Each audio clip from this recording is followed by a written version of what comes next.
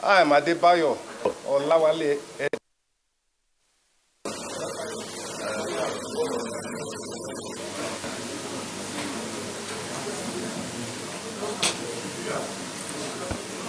Is there? Is he there? Is there now? Oh, okay. I think they are. Your CV is here. Maybe they are expecting to see Wale Edun, not Oluwale.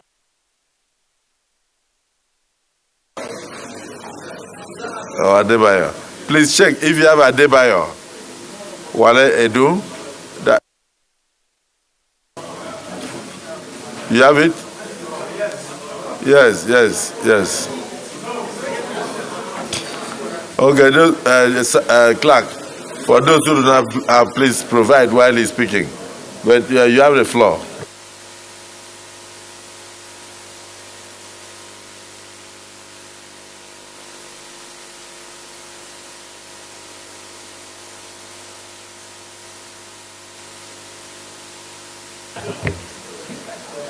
Thank you, Your Excellency. It is my great privilege to appear before you this afternoon to humbly seek your confirmation to enable me answer the call of our President, His Excellency President Bola Ahmed Tinubu, and offer my service.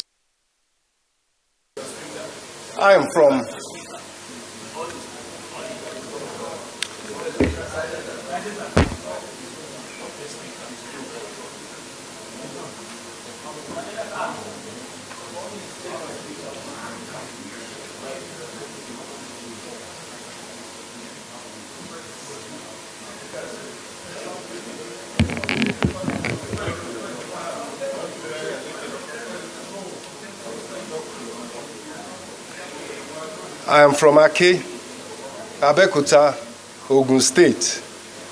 My mother was from the Majekodunmi family of Ake, and on my father's side, I traced my lineage from the Honorable Adebayo Edun, who was secretary to the Egba United government under colonial rule. And he was a significant contributor to the development and I had my early education at St. Paul's School, Ebute Meta in Lagos. And after that, in London, UK, where my parents were then living, working, and studying. I obtained my bachelor's degree in economics from the University of London, Queen Mary College, and a master's degree in development economics from the University of Sussex, England, which included research at the well-regarded Institute of Development Studies. My career path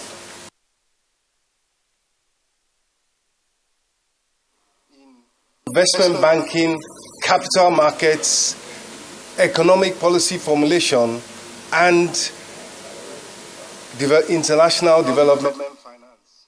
After my youth service year, I began my professional life at Chase Merchant Bank in Lagos, which included training and exposure at Wall Street's Lehman Brothers and Chase Manhattan Bank's headquarters, both in New York.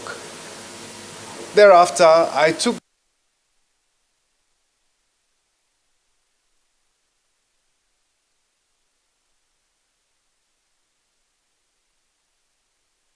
was an investment officer at IFC, which is the private sector arm.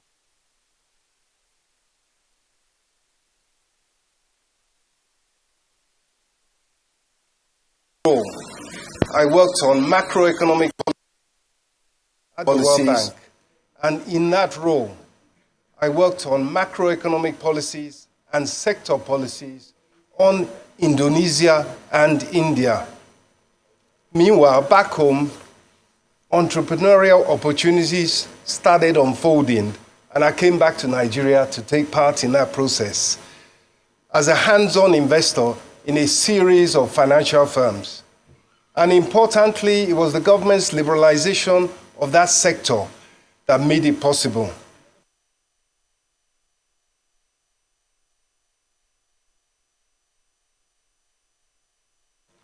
I feel highly privileged and strong institutions, including a leading independent investment bank, a ratings firm that is now a subsidiary of a global ratings agency, and a stock exchange quoted bank, among other successful companies.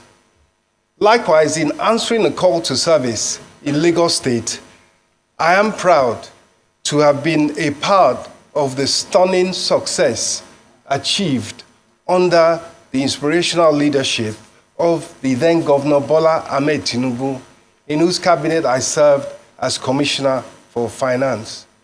Recall that Governor Tinubu took over in a most challenging time. He faced those challenges squarely and overcame them and was successful. And I played my own part in the design, the implementation of innovative, homegrown, technology-driven solutions that increased the resources available to government, grew the revenue in large quantities, and thereby gave government the wherewithal to spend on infrastructure, social services, and of course, job creation. And there are parallels today. We all know that these are challenging economic times, and they also need to be confronted, to be wrestled with, and to be defeated in an effort to build a competitive economy. Aside from economics, may I say that I have engaged in youth empowerment.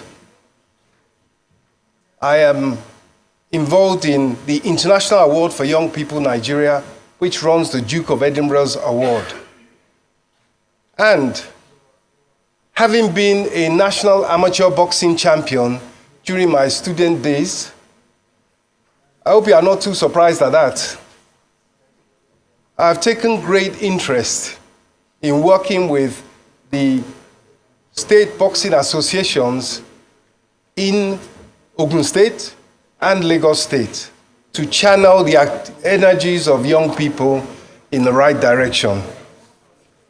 Your Excellency, distinguished senators, let me conclude by saying, in my view, and I'm sure in the view of so many, Nigeria is too well blessed with resources, both human and natural, not to be successful. At the outset of this new administration, I am hugely optimistic that that success will come. On a personal note, success for me would be to retain a record of competence and integrity during my service. I am Adebayo Oluwale Edun, and I humbly seek your confirmation of my nomination so that I can join you in service of our great nation. Thank you. Thank you, Chief Wale Edun. Let me start from the left. Senator Walada, are you there?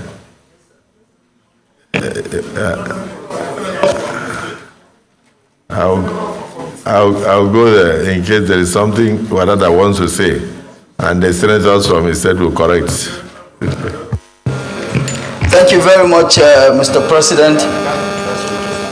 I remain Senator Wadada Aliyu from Nasarawa State, Nasarawa West Senatorial District. Distinguished colleagues.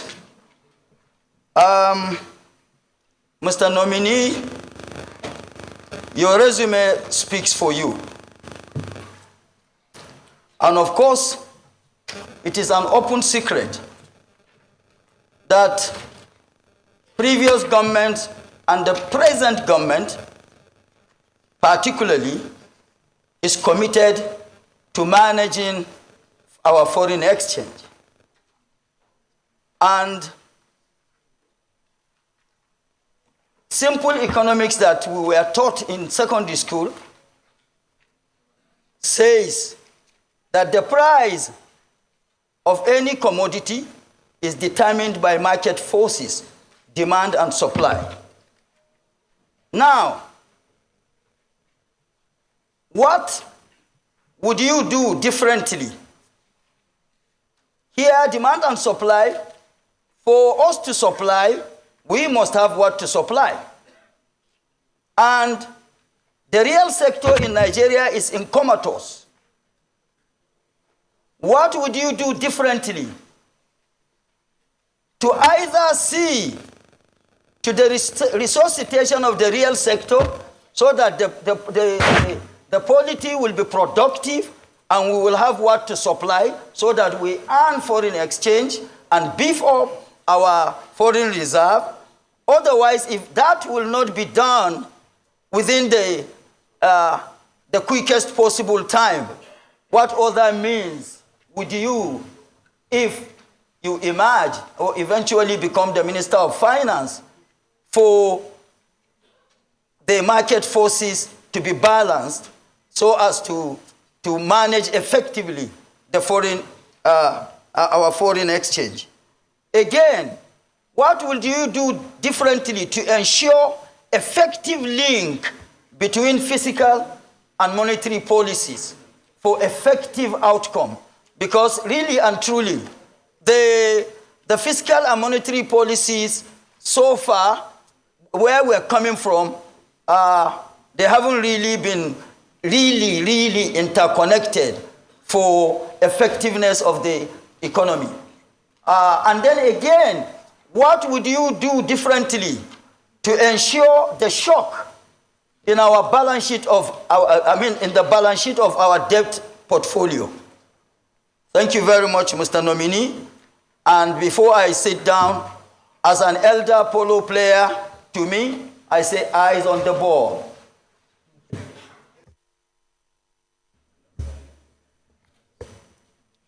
Distinguished Senator Adebayo.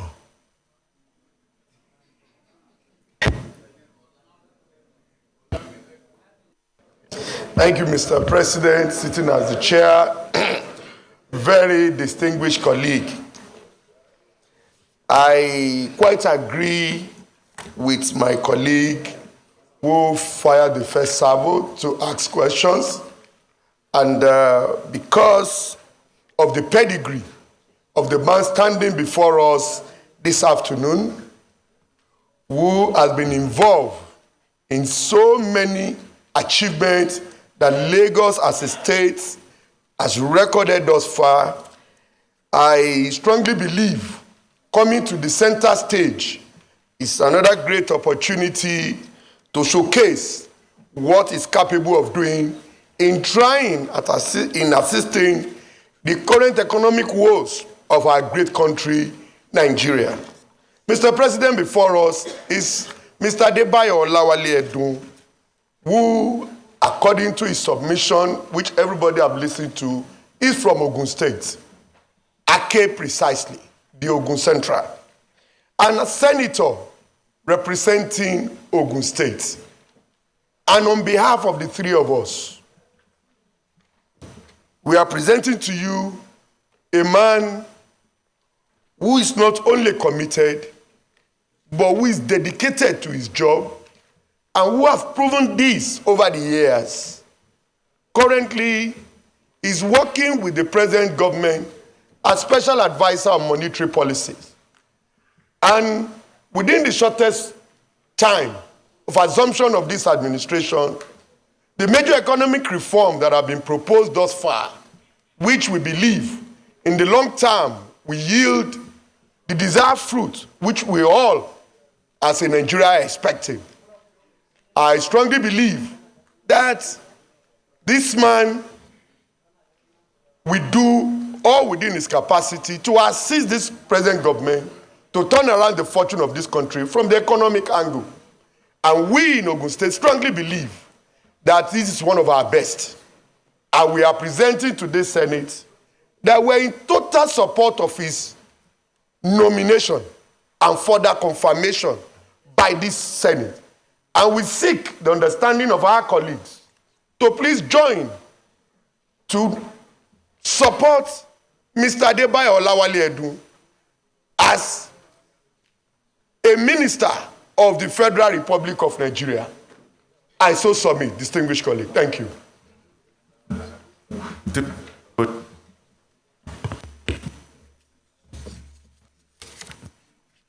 Okay.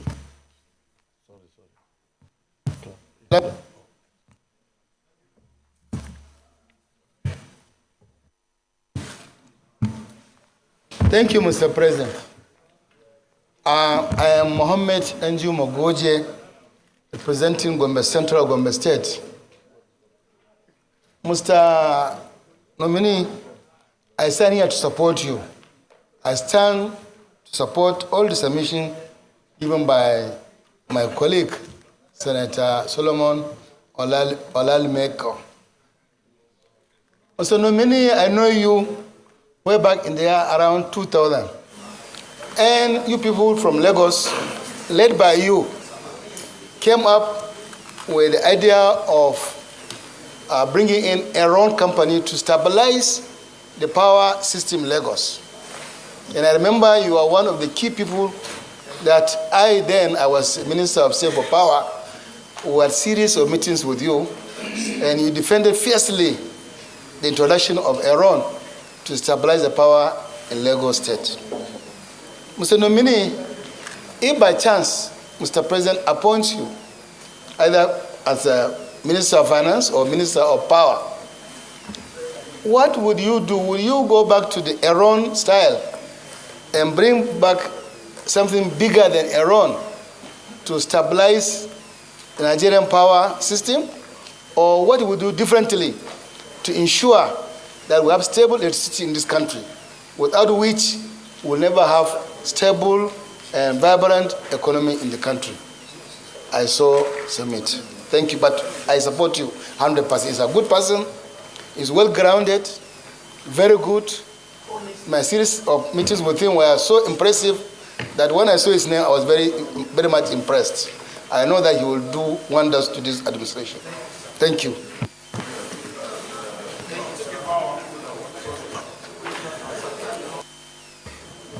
The OGD.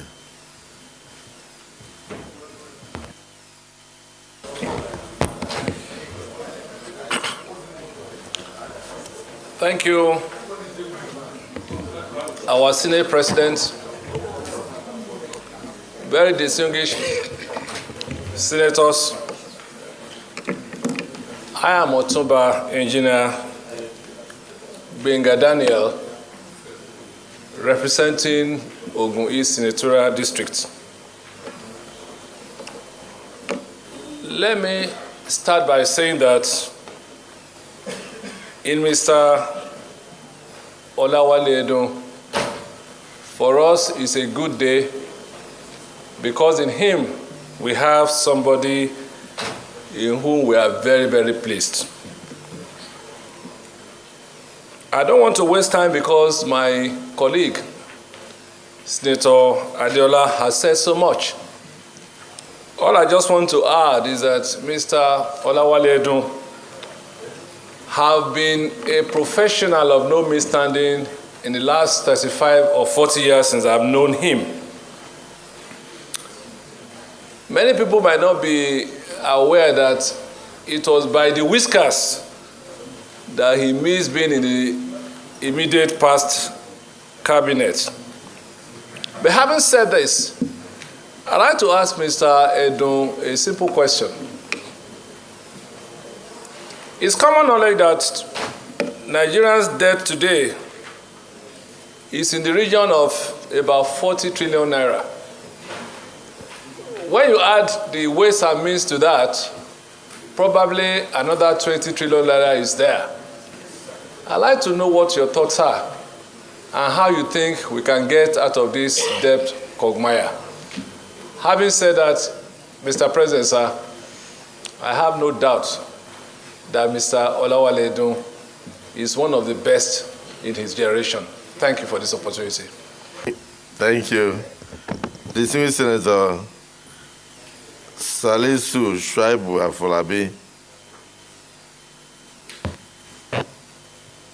Mr. President of the Senate, sitting as chair, distinguished colleagues, I stand proudly today to identify with this nominee.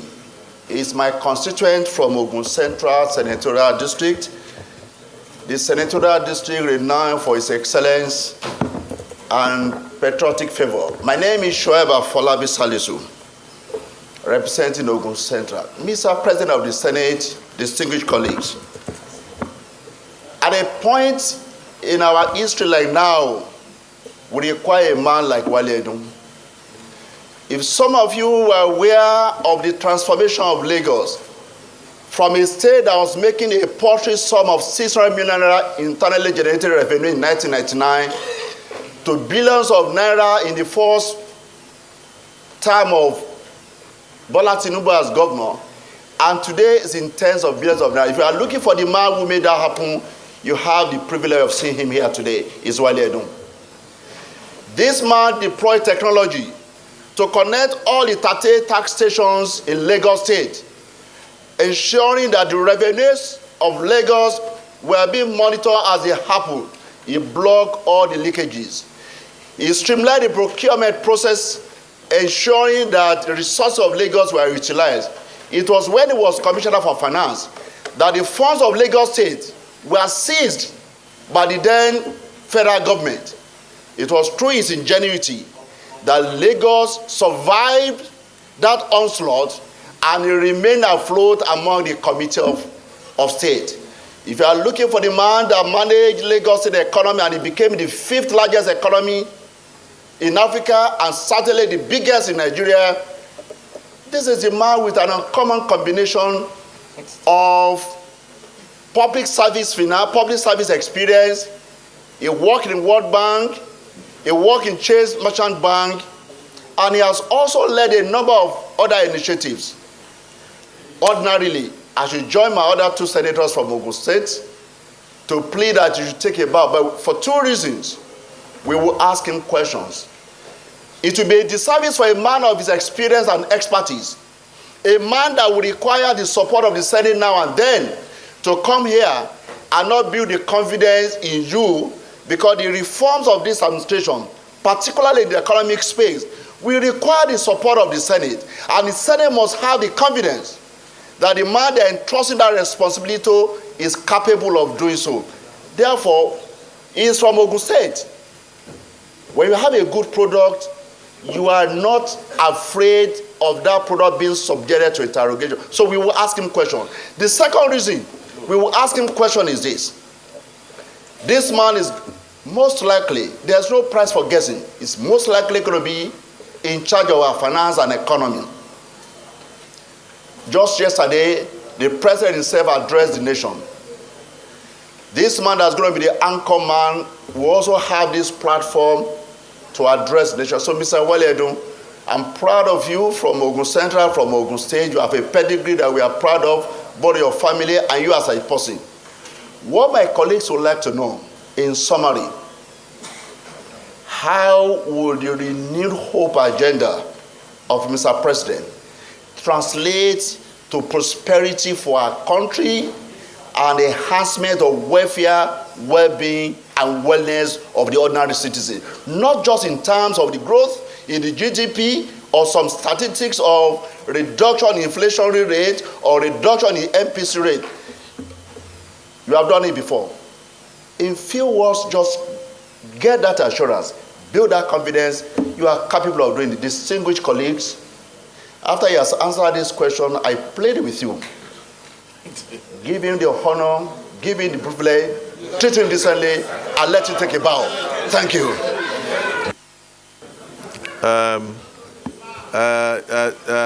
SARS, don't take over the work of the presiding officer. So let me call on dismissed Senator Neda.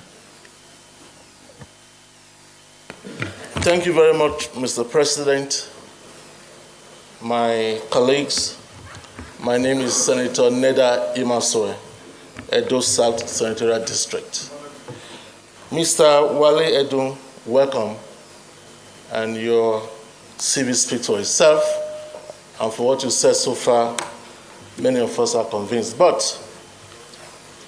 I'm so concerned with two questions, one of which must have been asked differently by our colleagues here. You spoke so eloquently about how you helped as one of the teams that took Lagos State from where it was to a great height.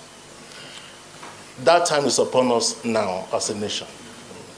And so we ask you, what are you going to do differently? What will you do now, given our economic depression today, to help Mr. President to revive our economy again, given the fall free of our naira, given the fact that the ordinary Nigerians can't even afford 3 square meals? 2, corruption is so endemic in our society. And one of the bastions, one of the agencies that fights corruption, that ought to fight corruption, is the Office of the Auditor General for the Federation.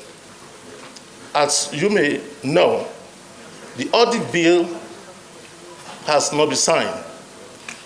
Be that as it may, you're also aware maybe that there's this tussle between that office and the Office of the Accountant General, and indeed the Office of the Minister of Finance.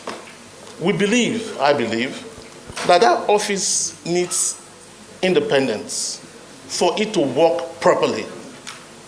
And so I ask, will you be in the forefront to fight to make sure that that office of the Auditor General will have the independence that it deserves so that it can ably fight corruption and reduce corruption in our country? Thank you.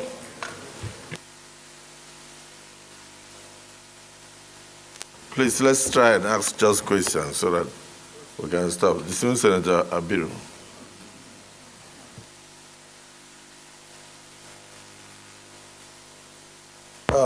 Thank you very much, Mr. President, sitting as the chair, and my colleagues. In fact, I'm highly elated for this opportunity because I must confess, the nominee before us is somebody that I know very well. So it will be very, very unfair if I don't make my own remarks here. And at the same time, I probably will also be sharing, I'll be asking him to share some thought with us. Number one, let me acknowledge that, number one, it was my senior in banking. So people like us grew up in banking to know him. And from his CV, you can attest that he's an accomplished banker. Equally, he was my predecessor as the former Commissioner of Finance in Lagos. As you are all aware, I was also a Commissioner of Finance, but years after he had passed through that particular corridor. And part of the major legacies that he left behind is part of what we rode on and continue to improve the lot of Lagos, and which is still continuing till today. So in Mr. Edun, I see a well-accomplished professional, but there is a part that people, my colleagues, so I join and I support everything my colleagues have said as well. But there's a part that I think has been conspicuously missing, which is the fact that he's equally a grassroots politician. I can attest to that. And I also must also attest to the fact that even in this current dispensation, this current administration, I've worked closely with him. So I support his nomination, just like everybody had done. But I also would like to ask him a question, or not necessarily a question, but I would like him to share some of the reforms that this current administration has embarked upon, because I happen to know that is also a part and parcel of all the reforms that we are beginning to see. And specifically, I would like him to speak to the issues around the macroeconomic distortions that this current administration is trying to confront and improve upon. So, Mr. President, distinguished ladies, my distinguished colleagues, I support Mr. Edun's nomination, and I plead that we all support his nomination. Thank you, Mr. President, and my distinguished colleague. Just take a minute, since we are sitting together. You must have conferred on what you were going to ask. If you had missed something, I'll just add it so that I can come to the leadership. Thank you, Mr. President, sitting as chair, my respectful, distinguished colleagues, and the nominee. Just I join other colleagues to congratulate you for the nomination, and we believe that is one of the best choices that this country will make. I have just a question, and it's related to the fiscal policy. Government responsibility is to cater for growth and stability. It also should concern itself with allocation and also the distribution of such resources, generating the resources in terms of revenue, and then coming to the budgetary system.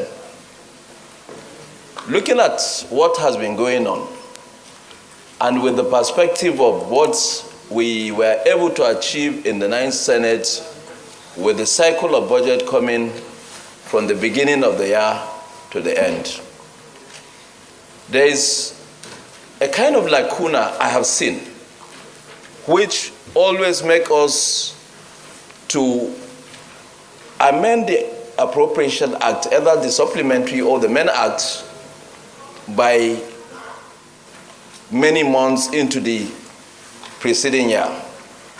Into the coming year. In my view, or in your view, but let me take my view first. I feel it's like correcting an anomaly and then bringing it back from another corner. As a country, if you look at our budgetary system, compare vis-a-vis the revenue, the distribution, and the allocation of these resources, do you still think the budgetary system we are adopting at this moment is good for this country? Thank you, Nominee.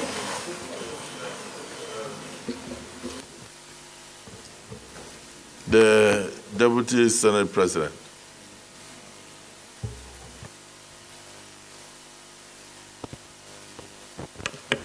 Thank you, Mr. President. I am Senator Barrow Jibrin, Abedakano North. Mr. President, Speaker after Speaker, a lot of our distinguished senators that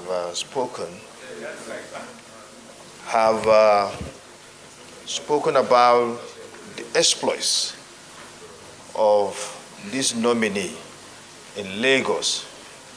His exploit relating to how the team that was headed by our current president rejuvenated the economy of Lagos to success. Now, as a principal person in that team, one of the most important critical actors of that thing. Now, I want to know if you are eventually confirmed and you become the Minister of Finance, how are you going to apply the techniques that you use in that period that you serve as Lagos State Commissioner of Finance in bringing about economic prosperity?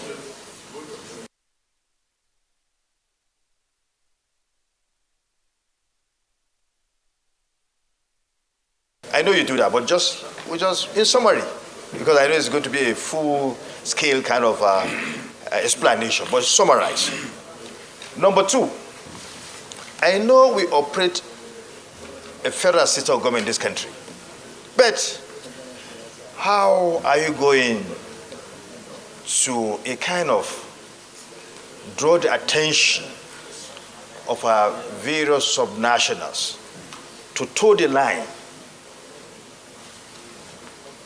exactly, just like what you did in Lagos, in the area of revenue generation? Because a lot of our states are suffering from that, to lack of being able to exploit their full potentials in terms of generation. How? Though we operate a federal system, it's not something that is mandatory. But as a Minister of Finance, how are you going to help in bringing them to follow the line that you use in Lagos? Thank you and congratulations. Leader of the Senate, turn round. Leader of the Senate. Leader of the Senate.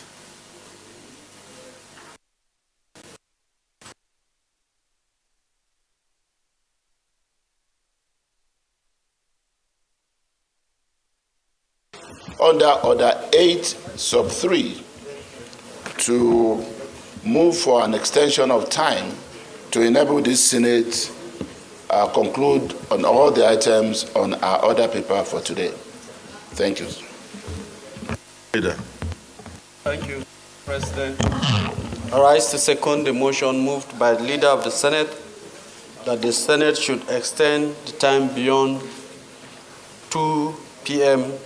to continue with all other items on the order paper for today. I so second.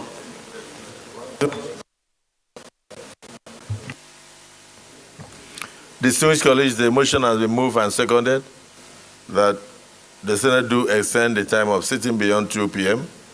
to enable us to conclude the business of the day. Those who are in support of this extension say aye, and those against say nay. The ayes have it. The nominee, most of the people speaking, I can say 90% are saying the same thing, that they are very qualified and they are pouring accolades. I wanted to hear those who have negative things. I have not heard. Okay, so in the absence of any negative thing, I would like you to posit answers, which if you listen very well, you'll notice that all the questions dovetail into one. How are you going to do what you did in Lagos here so that Nigeria can benefit from you? But mine, I want you to also add, what is your opinion about separating the office of the Accountant General of the Federation and that of Accountant General of federal government? Because you have the consolidated revenue post. Money goes in there for the entirety of the federation, right? Then you also have the federal government account. So when we go to FAC, federal government gets its own share. So the federal government should have Accountant General of federal government of Nigeria, who will take care of the percentage that goes to the federal government of Nigeria. Then the entirety of the money that will go into the federation, the consolidated revenue account of the federation, to be shared to the federal government, the states, and local governments. We thought that should also be managed by the Accountant General of the federation. But right now, only one Accountant General for both the federal government of Nigeria and the Accountant General of the federation. So there are times that we are now, sometimes the federal government tends to spend money that really should have been spent by the three-tier of governments. And so the result is that there is it's almost like a unitary expenditure framework. So what will be your view if you are given the portfolio of Minister of Finance? Will you want to have that kind of separation? Because these allo chambers will be very glad to help you in minutes. Your Excellency, the President of the Senate, distinguished senators. First of all, let me thank so many of the senators that have spoken today for their kind words regarding my own acceptability and suitability. It places a heavy burden of responsibility, but it is a responsibility I will not shirk. It's a challenge I will not back down from. And it's, if given the opportunity, I will do my best to ensure that it is not wasted. Your Excellency, I would like to start where you ended. And I think consistency is very important. In the days when I was in public service at the sub-national level, I did, under our president, then governor of Lagos, advocate that there should be a separation between the Accountant General of the Federation and the Accountant General of the federal government. I would like to reserve the right to review and reaffirm that the situation still remains what it was then, which led to that position being taken. However, I will say this. When we see the kind of difficulty that leads to reconciliation upon reconciliation and disagreement between the fiscal division of resources between the federals and the state, definitely there is need for more resources to ensure that the financial relationship between the federal and states and local governments is kept up to date and constitutional.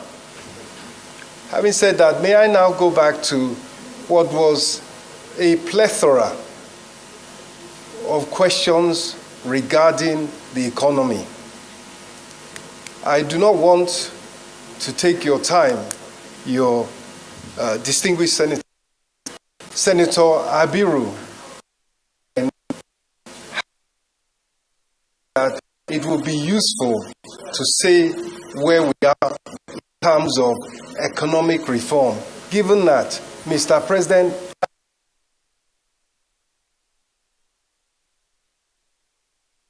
has been in office for 2 months, and in that period, I think you will agree with me, he has done a lot. But let me first of all summarize.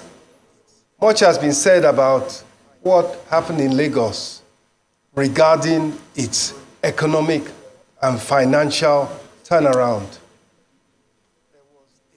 In sum, there were 4 things. First of all, there was a commitment to technology. Technology was unsparingly and ruthlessly and robustly used to an increasing efficiency. Secondly, and in the same way, there was total computerization of the operations of government. In effect, that was civil service reform by another name. Thirdly, there was reliance on the private sector and private investment to drive the economy. And fourth, there was efficient use of the financial markets.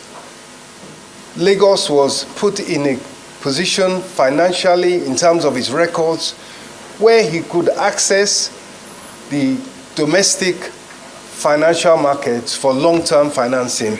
That, in a nutshell, what was done in Lagos, and clearly much of it is repeatable at the federal level.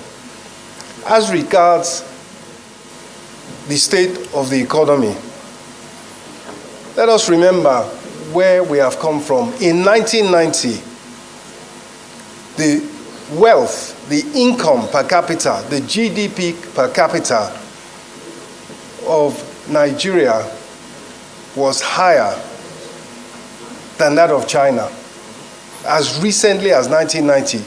Today, Chinese per capita income is $13,000 nearly. Nigeria's is just over $2,000. So you can see the gap that has opened up. And the reason why was that production growth was stalled by insecurity, by inflation, and by wasteful government expenditure to a large extent. However, in the last 2 months, there really has been a turnaround in the Nigerian economy, which is room for tremendous optimism. The senator from Ogun, Otumba Benga Daniel, talked about debt. When you look at what has happened with revenue, it is like having a bucket with a hole in it and pouring water in it. The minute you block the hole, the revenue piles up. I'm sure your state governors will tell you that their fiscal situation has turned around, and same with the federal government. It's not quite a question of having so much money that is a question of how do we spend it. But I assure you, there will be a continuous improvement in the fiscal situation at the federal and the state level, and that takes care of the debt situation. Owing is not a bad thing as long as you have the revenue to service. And it was and is the commitment of President Bola Ahmed Tinubu to curtail spending, to curtail inefficiencies, and also to stay within the law in terms of borrowing to finance government operations. The subsidy removal and the exchange rate elimination of multiple windows has left us in a very strong position to go forward. However, and it is the concern that Mr. President has been raising, in the time between the several months that it takes for the benefits of economic reform to come through, there is pain. There's substantial economic pain. And that's why the task of government and the commitment of President Tinubu is to ensure that the poorest, the weakest, and the most vulnerable in society are protected through that period. And distinguished senators, it is not just a job for the federal government. The states have their role to play. The corporate sector has its role to play. Individuals have their role to play. The economy has been turned around and put on a positive path by the bold and courageous monetary and fiscal measures of President Bola Ahmed Tinubu. And what remains is for us to do all we can to support this process so that we stay the course and move this country to the level of a prosperous nation, which is where it rightfully belongs and the people of Nigeria deserve to be. Thank you. That we unanimously, our nominee, you see that everybody is waiting to ask questions, and so many hands are up, but we can't allow you to answer all the questions in one day, because after your confirmation, if by the Senate, we may need to invite you back so that we can have maybe closed session. So the minority leader, do you have anything you want to say? Please, quickly. Thank you, Mr. President. Mr. President, my name is Simon Watkon. I'm from Plateau State, and I represent Plateau North. Mr. President, we are all aware that the Nigerian currency is a very weak currency, very, very weak. And by our monetary policy, I strongly believe that if we allow the Naira to continue to float, it will become more weaker, day in, day out. I want to ask, sir, do you agree that as a monetary policy, Nigeria should have a benchmark for the exchange rate of the Naira with the dollar? And I think you will give us a very good answer. Thank you. Distinguished Senator, distinguished Chief Whip, just 1 minute question, please. Thank you, Mr. President, distinguished colleagues. Our nominee, mine is not a question but a reminder. Reminder because you are in charge of the monetary policies and we know the role you can play, plus the fact that you are a politician. The recurrent expenditure in this country, if you look at their statistics, in 2018 was 3.5 trillion. It's now 8.2 trillion. No employment, no promotion, but yet the cost is escalating. Secondly, our rate of debt servicing, which I believe you know, for the first time around, almost 90 or 95% of our income is going into debt servicing. And that is because of the borrowing. Number three, our savings from the removal of the oil subsidy, as mentioned by Mr. President yesterday, was up to 1 trillion.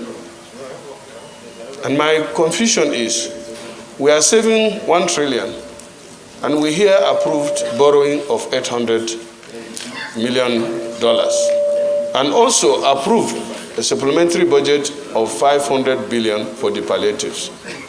I'm glad Mr. President reversed and took another look at the modalities given by the World Bank. That is to share 8,000 per month and all that. Mr. President has done the right thing by looking at that again. And also, you know that our foreign reserve, for the first time again, is going into negative. I don't know the specific amount, but we are in negative. And also, the exchange rate, as it is now, is 867 or so, and it's moving on. And you know, with our current situation, the more the foreign exchange moves up, the more the prices of the product will. You are a politician, and you are an expert. And for me, personally, my expectation is so high. Just a reminder. Lastly, when people get opportunity like this, we that have so much expectation, and suddenly they change into something else. They close their doors. They don't want to listen to the representative of the people. They don't want to get ideas, and they say they are experts. And nothing is working under the experts. We have that experience. Please, please, the expectation is high on you and this government. When you get there, your doors should be open, and you should listen, and also take measures, immediate one, on this exchange rate, and then the palliatives that the government is planning. We should see it. Lastly, sir, please don't share this money. Let it be shared among the people. I mean, the savings. We have 1 trillion. If we are to share it, let's calculate Nigerians or divide it by 774 local government and let it get down. Not to share it among some people that will also go and mismanage it again. That's my advice. Distinguished Senate Leader. Well, Mr. President, very distinguished colleagues, so much has been said, and I believe there is a reason for such. One, it is generally suspected that Mr. Oluwale Edun might be heading a very sensitive ministry. So I can understand. His background also attests to the fact that the seriousness of an assignment that might be given to him is such that as elected representatives of the people, we should be concerned. Mine, Mr. President, is to make a very short comment and to ask only one question. My comment will have to do also with the fact that Mr. Oluwale Edun is well and favorably known to me. I was also privileged to have served in the same cabinet with him under His Excellency Asiwaju Bola Ahmed Tinubu as Governor of Lagos State, where I was privileged to have served the government and people of Lagos State for 11.5 years under 2 governors. What I want to attest to on my own part is his strength of character and the fact that he's a motivator. I recall with a very high sense of nostalgia how Mr. Oluwale Edun will motivate and energize other members of cabinet in very difficult situations, and how he believed sincerely that there was a solution to every challenge, to every problem. And I think having someone like him in the cabinet of the Federal Republic of Nigeria at a time like this will be a major plus for our country. Number 2, I also want to attest to the fact that he's one person who can stand his ground. He was not a yes man in that cabinet. And he was somebody who saw his service in public service only as a temporary thing. At every point, he carried himself like a professional. And he always believed he had an alternative address. So he wasn't somebody who would just take anything. Why am I saying this? It's because where we are right now, we need a minister in charge of our finance who will be able to stand his ground. Mr. President, distinguished colleagues, part of the problem of our economy in the last decade was that we had ministers of finance who were not able to stand their ground to draw a line of demarcation between monetary policies and fiscal policies.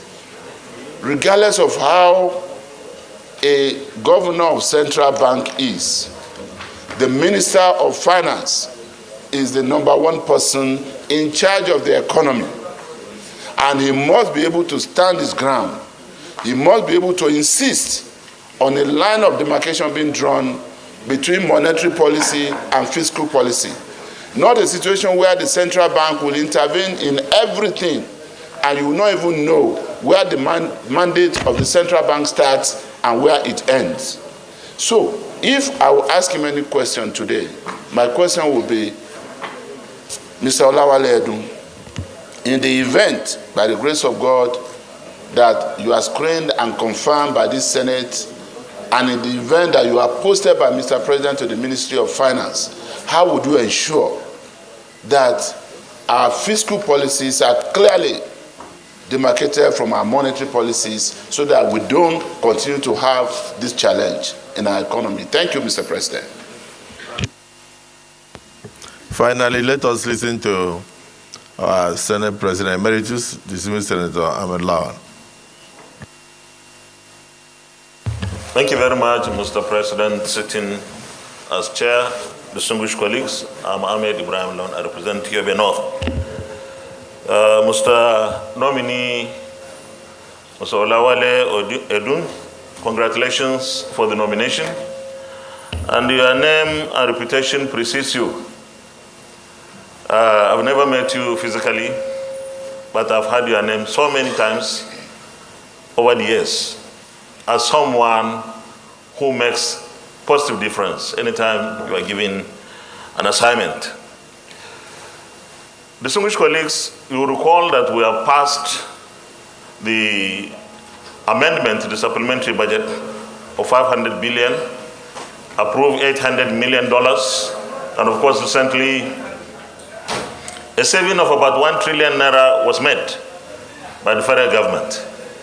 And the idea is to give money, maybe share money, 8,000 to some of our students who are so disadvantaged. My problem is, and that is where my question is coming from, those who are so disadvantaged, those that are so vulnerable in our country, are those that are in rural areas mostly, and of course we have few in urban centers, and those are not people with bank accounts. The financial inclusion apparently is not sufficient. And if we have to give monies to these vulnerable people who are really deserving of the share, how would you achieve that? You cannot go to villages or market squares and start giving cash. If you have to make transfer, they have no accounts. You will end up giving the money to those that do not deserve the money. So how do we intend to achieve this first assignment of giving Nigerians, those that are so vulnerable, those that are so poor, that need the attention and support of governments, not only the federal government, but especially the federal government, when they have no accounts, and yet we are saying we should share the money? I believe that you have an answer to this, because it's going to be our first test. We have to get this distribution properly done, because Nigerians need this. Almost everyone, but there are those that need it most, and those that need it most have no bank accounts. So I want you specifically to respond to this, because it's something that we should address, and address very soon before we start distributing the money. Whether it is national register or state registers, the people remain without bank accounts. How do you give them this money? Thank you very much. Because I want just jot down these two sections. I want you to jot down what I'm going to tell you. Section 80 of the Nigerian Constitution.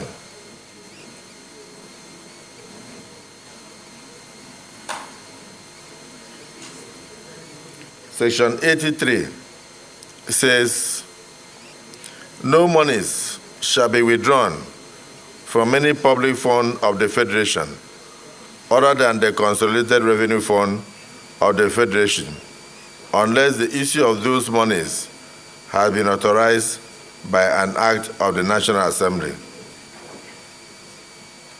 You got it?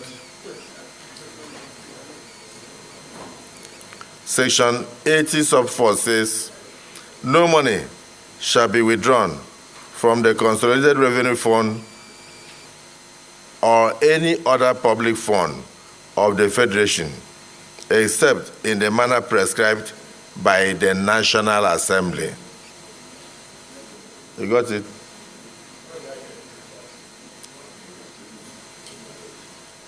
In the past, these things were observed in bridges, and that is why a lot of reconciliations are taking place now to see how monies can be refunded and shared back to states and local governments.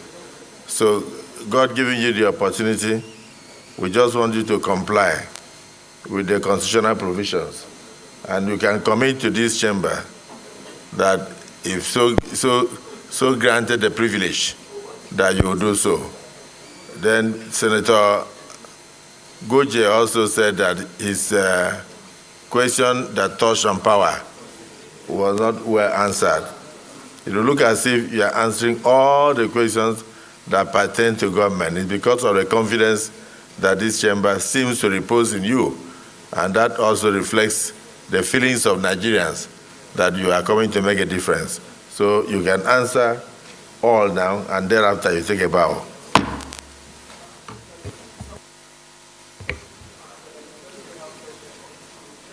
Your Excellency, distinguished senators, thank you very much. Senator Goje beat me to it.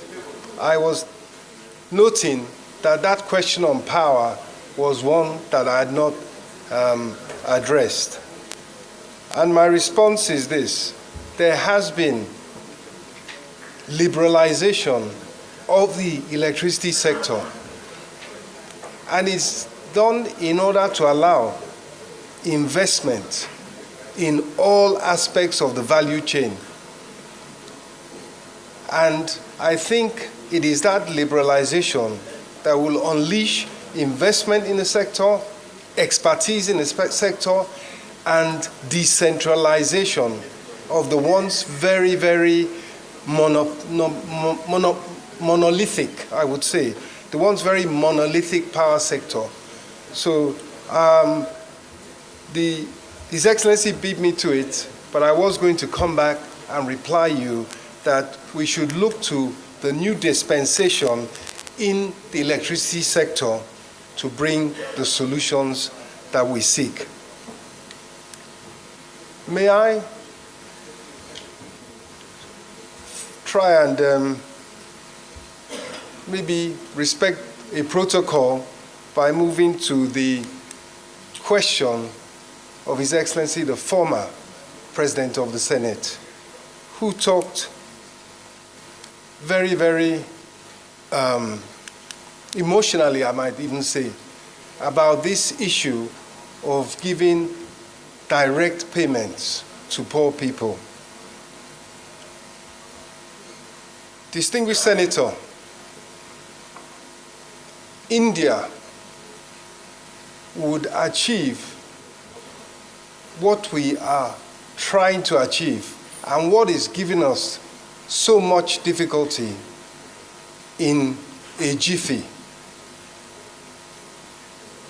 A digital identity for virtually every man, woman, and child in India is what they have achieved, is what is recommended for us. It is what the telecoms companies that have visited Mr. President have promised to assist him with. Senator Abiru had mentioned that I am a member of the party right from the grassroots and have been so for decades. On that basis, I am loath to talk about the $800 million $800 million World Bank loan. It has proved so unpopular, has been spoken of in such derogatory terms that I think is not something that I would like to bring up or comment on at this stage, other than to say it's probably important to find a way not to throw the baby out with the bathwater. And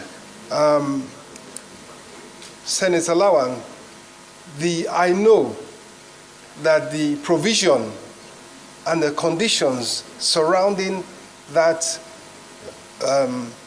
financing by the World Bank is that every recipient should have a biometric verification.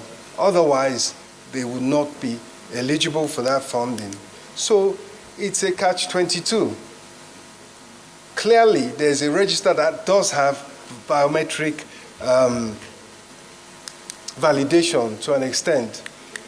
But as you say, sir, we need to do more to reach people outside of the formal financial system, and that, I'm sure, is a goal of this government. On the 500 billion naira supplementary budget, I think that is an appropriated sum. It was an appropriated sum, and therefore it was part of the current budget.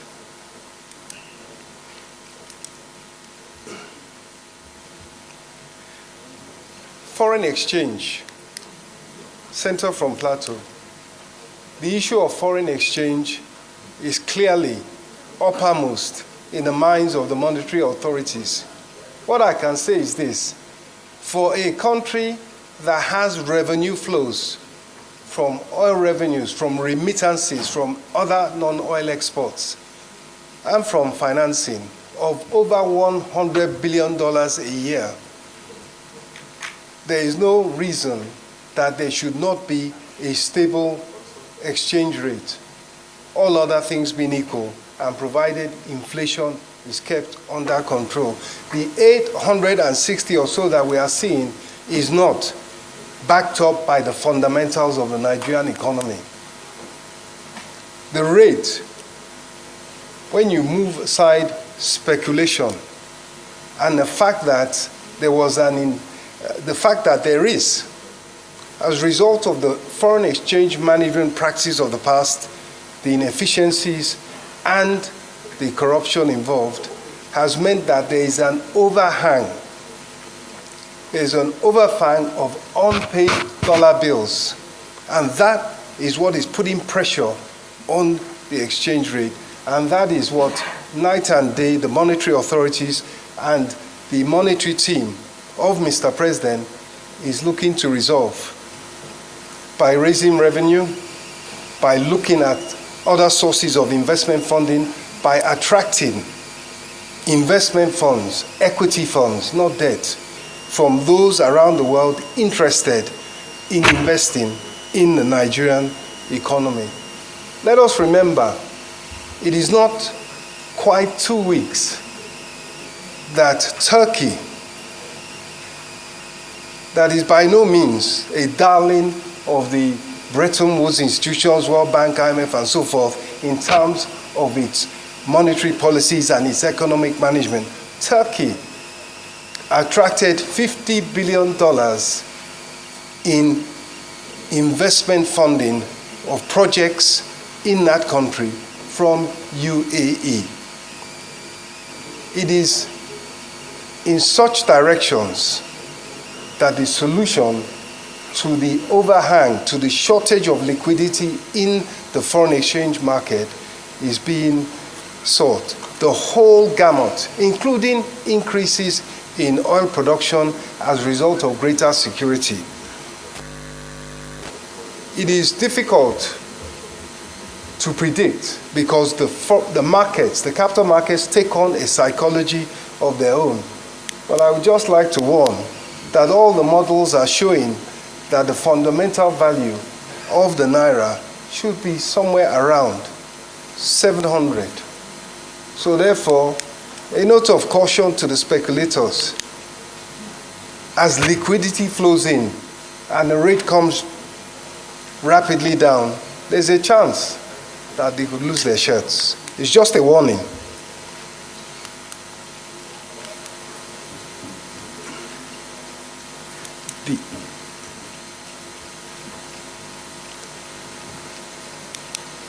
Your Excellency, you did raise the issue of the Consolidated Revenue Fund. You did raise the issue of adherence to the Constitution. His Excellency, President Bola Ahmed Tinubu, is a Democrat. He is someone that believes in federalism. He believes in true fiscal federalism. He believes in the rule of law.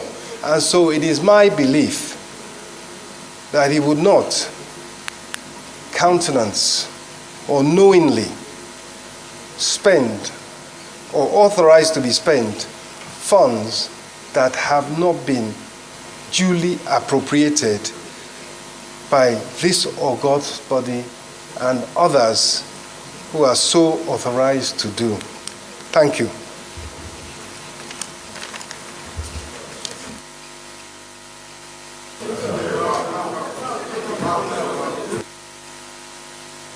Mike.